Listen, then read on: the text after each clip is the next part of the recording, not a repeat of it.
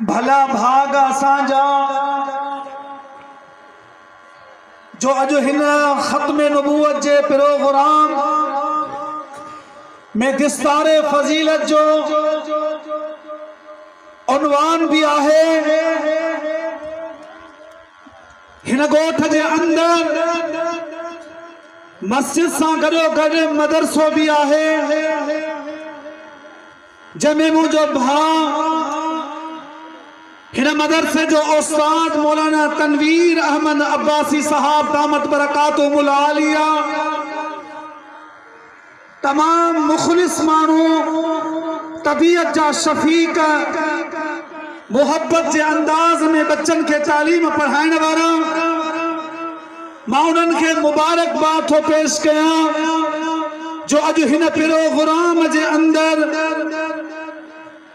8 बच्चन कुरान पाक पूरो कयो आई। चईन मुझे न्याणियुनि भेनरुनि अलिफ लाम मीम खां वठी वन्नास जे सीन ताईं 6666 कुरान पाक जो तिलावतूं साईं उन्हनि खे पढ़ायो हुन।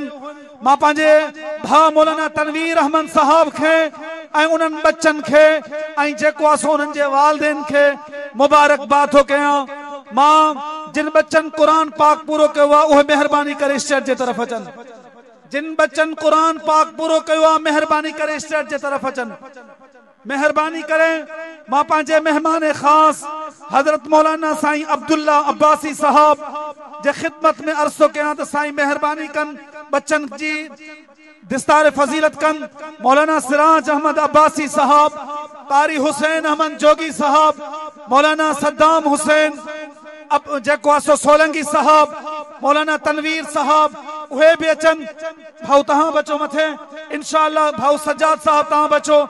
हिन वक्त फहीम बिन खादिम हुसैन हाजानो के हजरत साईं अब्दुल्ला अब्बासी साहब टोपी पाराइंदा। हजरत मौलाना साईं अब्दुल्ला अब्बासी साहब टोपी पाराइंदा।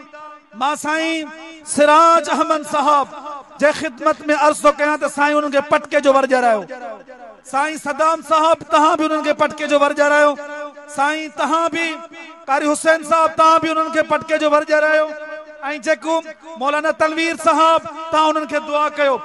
भाऊ उबैदुल्ला बिन खादिम हुसैन हाजानू उन्हनि खे हजरत साईं अब्दुल्ला अब्बासी साहब टोपी पाराइंदा।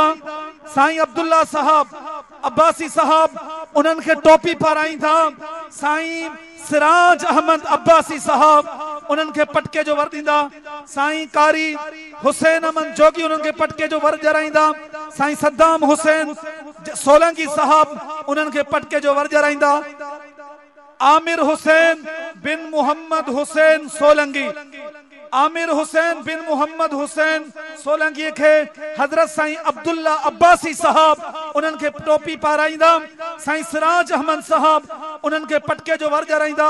मां पंहिंजे बिरादर मुकर्रम भा असदुल्ला शेख खे चवां थो त उहे बि उन्हनि खे पटके जो वर ॼराइनि। मेहरबानी भा असदुल्ला। अब्दुल वाहिद अब्दुल वाजिद बिन खादिम हुसैन सोलंगी, अब्दुल वाजिद बिन खादिम हुसैन सोलंगी हजरत साईं अब्दुल्ला अब्बासी साहब दामत बरकातुहुल आलिया जे खिदमत में अर्ज़ कयां साईं टोपी पाराइन। साईं सिराज अहमद अब्बासी साहब उहे उन्हनि खे पटके जो वर ॼराइनि। साईं सद्दाम साहब, कारी हुसैन अहमद साहब, मौलाना तनवीर अब्बासी साहब उन्हनि खे पटके जो वर ॼराइनि। भाऊ अब्दुल मुजीब बिन खादिम हुसैन सोलंगी उन्हनि खे हजरत साईं अब्दुल्ला अब्बासी साहब टोपी पाराइंदा। साईं सिराज अहमद साहब जन उन्हनि खे पटके जो वर ॼराईंदा। साईं असदुल्ला शेख साहब उन्हनि खे पटके जो वर ॼराईंदा। मौलाना सद्दाम साहब उन्हनि खे भी पटके जो वर ॼराईंदा। अली रज़ा बिन रांझण सोलंगी, अली रज़ा बिन रांझण सोलंगी हजरत साईं अब्दुल्ला अब्बासी साहब उन्हनि खे टोपी पाराइंदा। साईं सिराज अहमद साहब उन्हनि खे पटके जो वर ॼराईंदा। कारी हुसैन अहमद साहब, मुंहिंजो भाउ अल्लाहदाद मरी साहब, असदुल्ला शेख साहब उन्हनि खे दुआ फरमाइनि। अब्दुल जब्बार बिन रजब सोलंगी, अब्दुल जब्बार साईं अब्दुल्ला साहब उन्हनि खे टोपी पाराइंदा। साईं सिराज अहमद साहब, भाऊ असदुल्ला साहब, मौलाना सदाम सोलंकी साहब उन्हनि खे पटके जो वर जराईंदा, मौलाना तनवीर साहब उन्हनि खे पटके जो वर जराईंदा। ज़ाहिद हुसैन बिन अल्लाह रखियो, ज़ाहिद हुसैन बिन अल्लाह रखियो, उन्हें जे पुट खे जेको मुंहिंजो भाउ हाजी अल्लाह रखियो, उन्हें जे बच्चे के साईं अब्दुल्ला साहब पटके टोपी पारायो, उन्हनि खे दुआ भी कयो, उन्हनि खे पटके जो वर ॾियो। साईं सिराज साहब तव्हां बि उन्हनि खे टोपी पटके जो वर जरायो। साईं असदुल्ला साहब, कारी हुसैन साहब, साईं सदाम साहब, साईं अल्लाहदाद साहब, साईं तनवीर साहब उन्हनि खे दुआ कयो। ये हुया 8 खुश नसीब जंहिं 6666 कुरान जो तिलावतूं जेको उस्तादन अंदाज में पढ़ायूं। बी आहिनि 4 न्याणियूं आहिनि, बिनत मोहम्मद जुम्मन मरी, उन्हनि जे घर में उन्हनि खे गंदीअ जी जेको आहे सो पर्दा पोशी कंदासीं। ॿिए नंबर ते न्याणी आहे बिनत मोहम्मद सैफल मरी साहब, बिनत अल्लाह रखियो मरी साहब उन्हनि जी न्याणी आहे। बिनत अल्लाह यार मरी साहब उन्हनि जी न्याणियूं आहिनि। उन्हनि समूरनि खे न्याणियुनि खे 8 खुश नसीबनि खे मां जेको आहे सो मुबारक थो ॾियां।